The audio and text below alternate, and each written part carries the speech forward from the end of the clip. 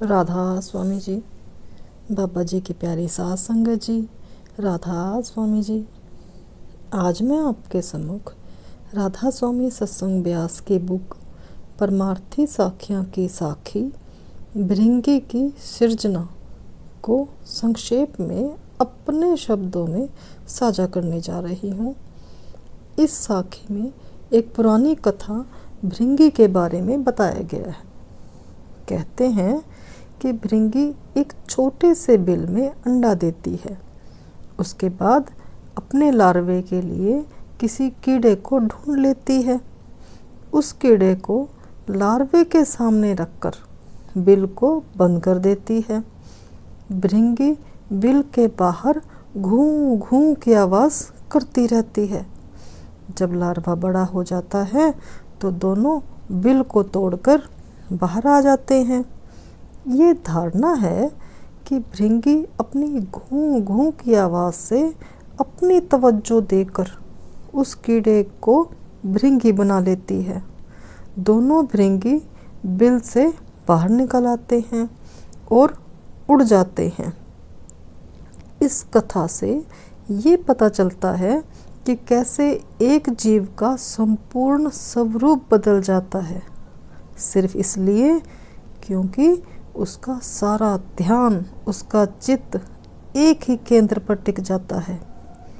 ठीक यही शक्ति प्रभु की भक्ति और नाम सिमरन में छिपी है।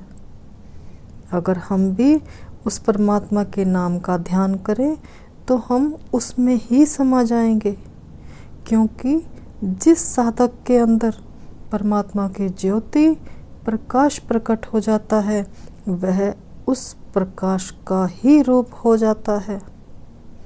संत कबीरदास जी फरमाते हैं, सुमरन से मन लाइए जैसे कीट भिरंग, कबीर बीसरे आपको होए जाए तेह रंग।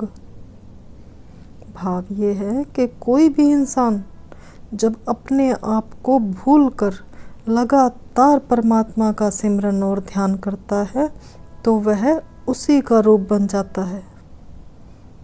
साध संगत जी, मुझे कहानी याद आती है जो बुज़ुर्गों से सुनी थी। एक छोटा बच्चा था। वो रात को बहुत डरता था और रात को घर से बाहर ही नहीं निकलता था। उसकी दादी उसे सोते समय बहादुर लोगों की कहानियाँ सुनाती और कहती, बेटा तू एक समझदार बच्चा है और बहादुर है। अगर तुझे कभी डर लगे तो राम राम बोल लेना, डर अपने आप भाग जाएगा।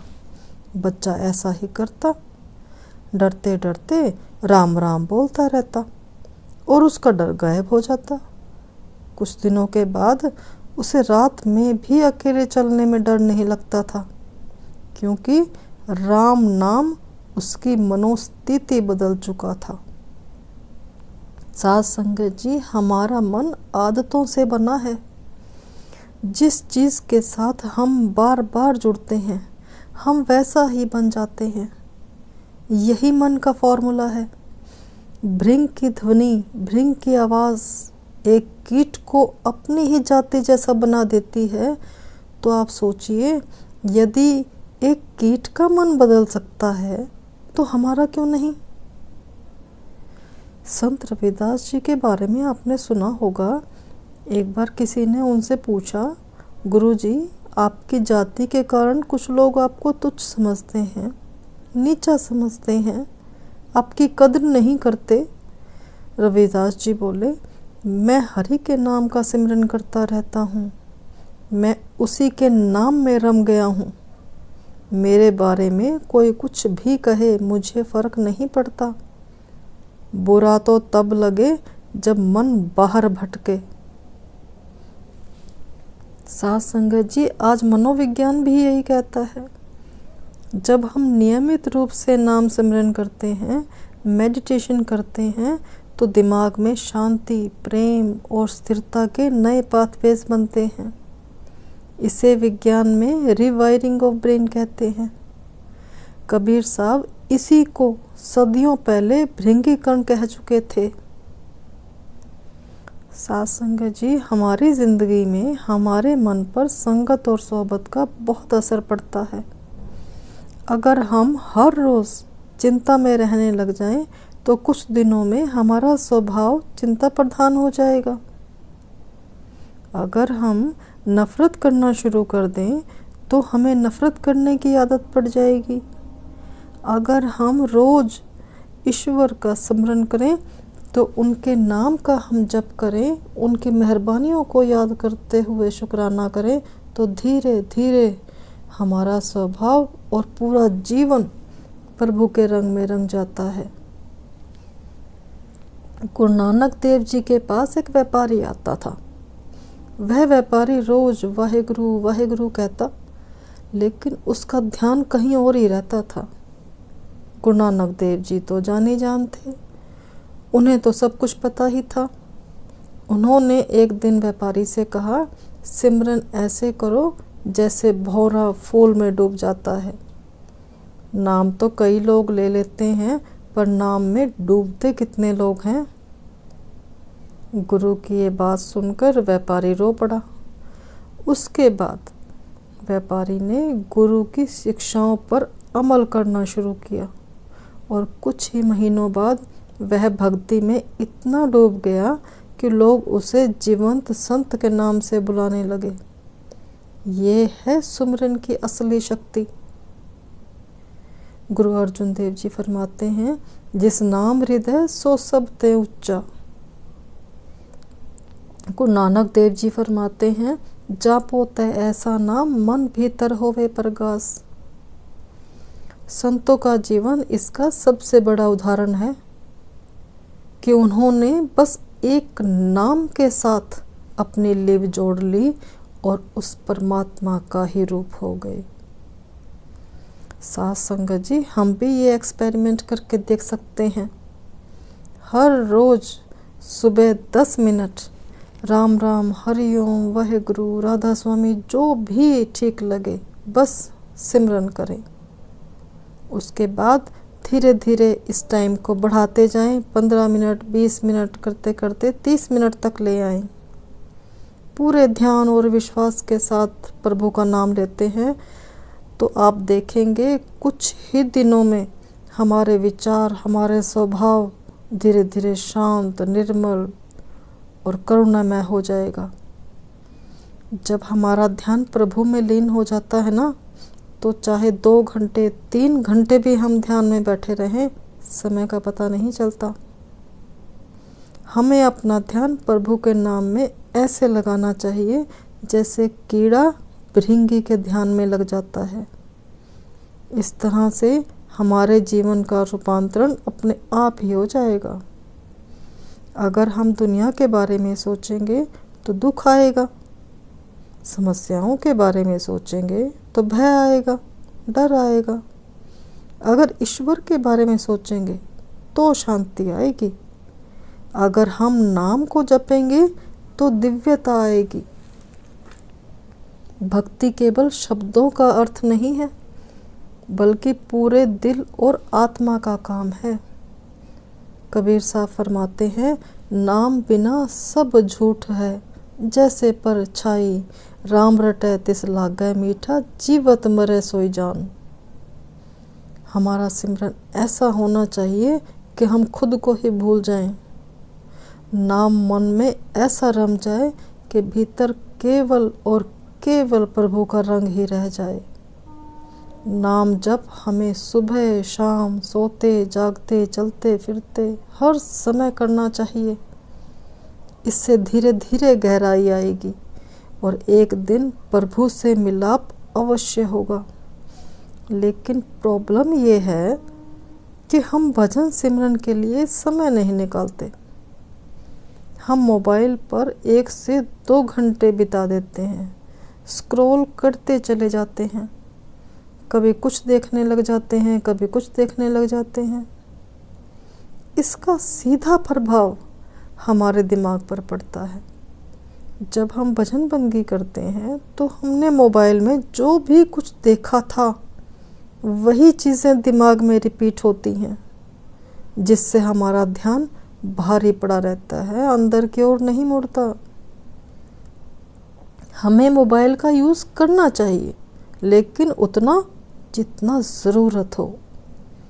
हमें चाहिए कि ज़रूरत की चीज़ें देखने के बाद फ़ोन हाथ में रखने की बजाय किसी जगह रख दें, क्योंकि जितनी देर तक हमारे हाथ में फ़ोन रहता है हम सोशल साइट्स पर कुछ ना कुछ देखते ही रहते हैं। कुछ देर बाद चेक कर लें, कोई ज़रूरी मैसेज या ईमेल हो उसे पढ़कर रिप्लाई कर दें। लेकिन हर समय चिट चैट करना या स्क्रॉलिंग करना ये तो कोई समझदारी नहीं है। हम लोग जहाँ भी ज़्यादा टाइम स्पेंड करते हैं हमारे दिमाग में उन्हीं शक्लों और पदार्थों का चिंतन ज़्यादा बना रहता है।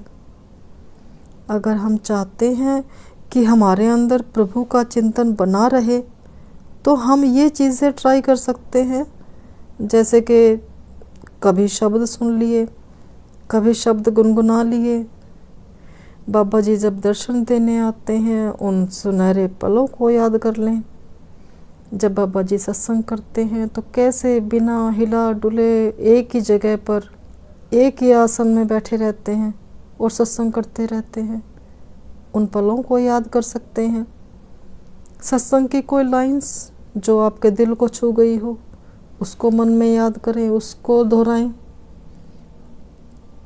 कोई भी इंसान मिले जिससे आपने बातचीत करनी है, उससे पहले आप उसे राधा स्वामी, राम राम या वाहेगुरु जो भी आप बोलना चाहें वो बोलें, चाहे वो दिन में कई बार मिले। जब भी बातचीत शुरू करें तो फिर से पहले राधा स्वामी बोलें, फिर बातचीत शुरू करें। अगर फ़ोन पर कई बार बात भी होती है तो हर बार हेलो बोलने की बजाय राम राम, वाहेगुरु या राधा स्वामी बोलना शुरू कर दें। जब हम बार बार ऐसा बोलेंगे तो हमारे दिमाग को मैसेज जाएगा, धीरे धीरे हमारा ध्यान प्रभु की ओर जाने लगेगा। मैं एक एग्जाम्पल के साथ आपको एक व्यक्ति के बारे में बताती हूँ। उसका नाम यहाँ बताना उचित नहीं है, इसलिए नहीं बता रही हूँ। वो शख्स जब भी मिलता तो गुड मॉर्निंग या नमस्कार जी कहकर बोलता था। एक दिन उसकी मौजूदगी में ही एक सत्संगी भाई मिला तो हमने एक दूसरे को राधा स्वामी बोली और बातचीत शुरू कर दी। उस शख्स ने ये देख लिया कि ये सत्संगी जब भी मिलते हैं तो आपस में गुड मॉर्निंग नहीं कहते, राधा स्वामी कहते हैं। साथ संगत जी, उस दिन के बाद वो शख्स जब भी मिलता तो गुड मॉर्निंग या नमस्कार कहने की बजाय राधा स्वामी बोलता, ताकि हमें अच्छा लगे। उसमें कोई विश्वास नहीं था उसका, लेकिन हमें अच्छा लगे इसलिए वो राधा स्वामी बोलता था। आप यकीन करिएगा, कुछ ही महीनों के बाद उसने सत्संग में जाना शुरू कर दिया, नामदान भी ले लिया और अब वो सेवा भी करता है। तो जो कुछ भी हम बोलते हैं उसका प्रभाव हमारे मन मस्तिष्क पर पड़ता है। ये भी हो सकता है कि बाबा जी ने उसे अपने साथ जोड़ना हो, इसलिए उसके मुख से राधा स्वामी बुलवाई हो। ये तो बाबा जी ही जाने।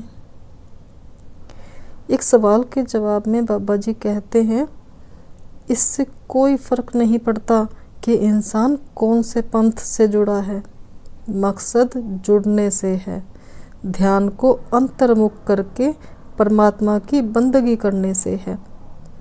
कबीर साहब फरमाते हैं, मोह को कहाँ ढूंढे रे बंदे, मैं तो तेरे पास में। संत रविदास जी फरमाते हैं, हरि का भाव न राख्यो, मन राख्यो और ठोर, छलिया मन ते सिमरन कर, हरि बसे सब ठोर। साथ संगत जी, आपसे रिक्वेस्ट है, प्लीज़ मेरे कहने का ये मतलब बिल्कुल भी ना निकालें कि केवल वाहेगुरु या राधा स्वामी कहने से या शब्द सुन लेने से या गुरु के सत्संग की बातें याद कर लेने से रूहानी तरक्की हो जाएगी। ऐसा नहीं है। मेरे कहने का मतलब सिर्फ इतना है कि इस तरह से हम अपना माहौल बना सकते हैं ताकि जब हम भजन बंदगी के लिए बैठें तो ध्यान बाहर ना भटके। क्योंकि जब हम सारा दिन अपने गुरु या गुरु की लीलाओं के बारे में सुनेंगे या सोचेंगे तो भजन सिमरन के समय ध्यान एकाग्र करने में परेशानी नहीं आएगी। और इसका एक फ़ायदा और भी है कि हम फिजूल की बातों में अपना टाइम वेस्ट नहीं करते। साध संगत जी, आज की पूरी साखी का अर्थ ये है कि भृंगी स्वयं सतगुरु या शब्द है और कीट हम साधारण इंसान या शिष्य है। गुरु अपने शब्द या नाम के माध्यम से शिष्य को अपने जैसा ही दिव्य स्वरूप प्रदान करते हैं। साध संगत जी, आइए आज से ही हम अपनी ओर से भजन सिमरन को पूरा समय देने की कोशिश करें ताकि हम अपने सतगुरु की खुशी हासिल कर सकें और हम भी शब्द के साथ जुड़कर अपने असल की पहचान कर सकें। इसी भावना के साथ आपसे विदा लेती हूँ। जल्द ही अगली साखी लेकर आपके समक्ष उपस्थित होंगी। बाबा जी हम सब के जीवन में अपनी कृपा यूं ही बरसाते रहें। राधा स्वामी जी।